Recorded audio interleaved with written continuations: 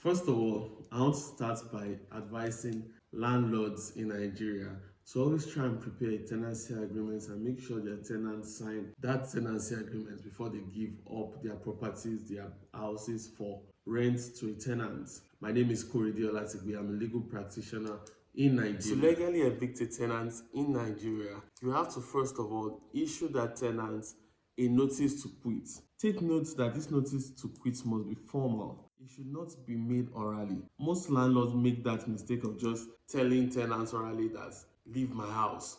I'm fed up of you. Your rent has expired. Make sure you pack your load within. So no, that notice must be made in writing, and that notice must state the reason why this notice to quit is given, the time frame you are giving such tenants. Note there are various reasons why you can legally evict a tenant. Number one is expiration of such tenancy without renewal. Number two, constant owing of rent. Three, breach of use of the property. Maybe in your tenancy agreement, you've already speculated that the use of your property shall be solely for residential, and that person is using it for other purpose, commercial purpose, or even for illegal activities.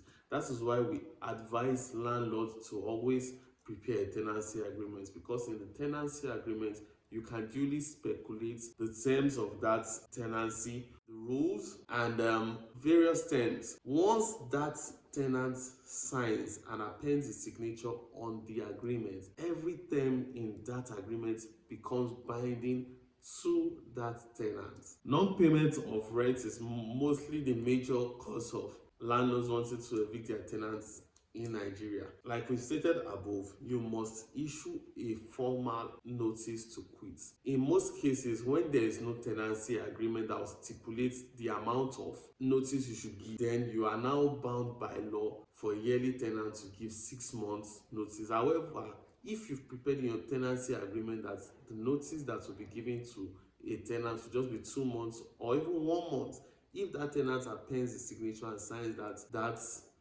agreement, it remains binding by it. After you duly serve your notice to quit and give the legally stipulated time, and the tenant refuse to evict your property, the next thing you are meant to do is serve what we call the 7 days owner's intention to recover premises.